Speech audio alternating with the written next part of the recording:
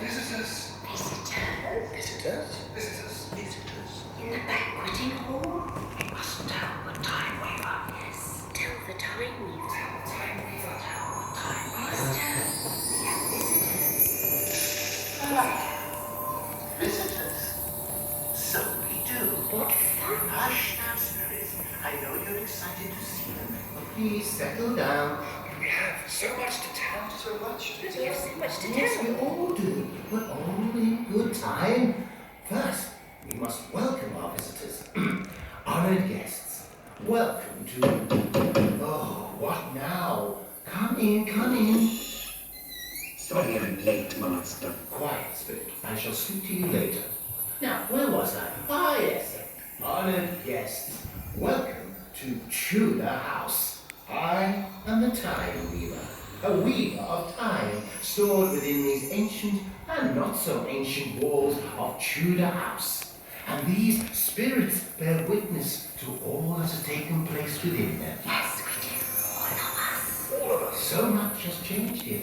As the fortunes of Southampton have gone up and gone down, so too have the fortunes of this house. The pendulum has swung between good times and bad, and then back again. This splendid house you see today wasn't always like this. Things were very different more than 500 years ago. Not one, but three smaller, more humble houses stood here. The quayside of the port of Southampton just a few feet away.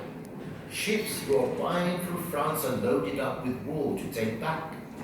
Trading across the seas, that's how the town and some of its merchants became so rich. By 1492, the time of Henry Tudor, the three houses had been made into one large house, one of the finest in Southampton. The Tudor merchants lived like kings themselves, dining in magnificent halls like this one. Yes, we nobles sat at the top table looking down at the ordinary people, sitting below the salt, along trestle tables down either side. Above and below the salt. Pass me the sword. That's how it was in those days. Only the richest could afford salt, you see. We feasted on the finest food, roasted swine, peacock, delicious desserts, and drank the best wines. With flickering candles and a large crackling fire. By 1760, the Georgian period, Southampton was very fashionable. They were wonderful times. Rich people came to take the curative spa waters Definitely. and indulge in the latest craze, sea bathing. Tudor House itself was altered to reflect the elegance of the age. But in less than 100 years, by the time Queen Victoria was on the throne, the pendulum had swung in a very different direction. The noisy, smelly railway had arrived. The docks had become bigger and busier. This area was filled with cheap lodgings for ship's crews and railway workers. Most rich families had moved out to more desirable parts of town. And what of Tudor House? Well, rich merchants no longer lived here. This once great house was divided into smaller dwellings filled with ordinary working people. An architect, a surveyor, a dyer of cloth, a bookbinder, a hat maker, all respectable and hard-working.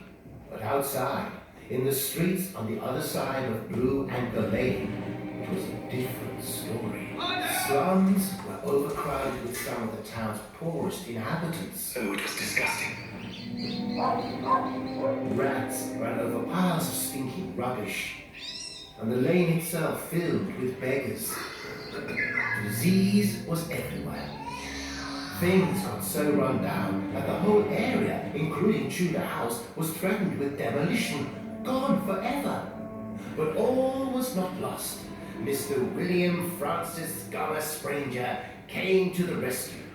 He bought it and restored it, and in 1911 persuaded Southampton Corporation to turn it into a museum. He made many changes and improvements. Some good and some not so good.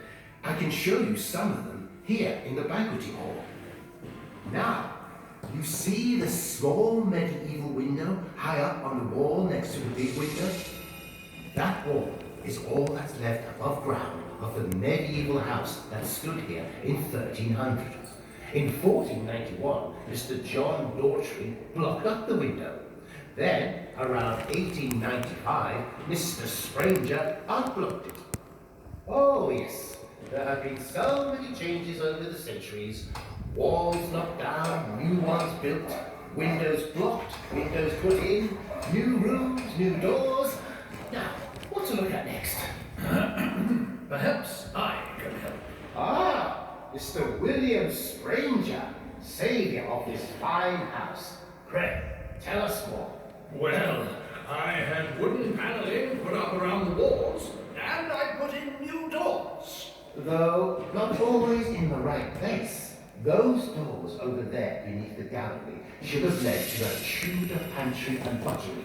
Instead, they lead into a corridor. And that one next to the gallery originally led to the kitchen, but now goes nowhere at all. Goes nowhere. Oh yes, goes nowhere. Well, it wasn't all like that. There's my stone fireplace. That piece at the top on the left is from the original Tudor fireplace. My stonemason carved the rest. Isn't it magnificent? Magnificent, Mr. Spranger. Magnificent. But what are those wall timbers you added over there? And what's wrong with them, may I ask? They don't hold anything up, do they? They're just decoration. Moving on. Take a look at my beautiful carved wooden cupboard opposite the fireplace. The one across the top. And the funny fellow in the top right corner are Tudor, though from a different house. I brought it here and had my carpenter make the rest of the cupboard to match. Excellent workmanship. And of course, there's my pièce de résistance, the minstrel's gap. A complete invention. There was never one here. Complete fake. Oh yes, I made so many changes to this house. That modern architects had to sort out. They had to put a new concrete wall right up through the house to stop it from falling down. The noise was terrible. But Mr. Spranger, these are small matters. For without your efforts, Tudor House wouldn't be here at all. For that, we thank you. Well, yeah, thank you. Now it's time to leave the banqueting hall and discover the rest of this amazing house. Spirits, be off with you, back to where you belong, and await the visitors in your own time and place. Come on, let's go and wait for our new visitors. Goodbye. Goodbye. And now, dear friends, I must take my leave. The Tudor House has been saved and restored for you all to enjoy. Please do so. As I draw back the curtain, you can behold the banqueting hall's magnificent window. With this, I bid you farewell. Farewell. I will meet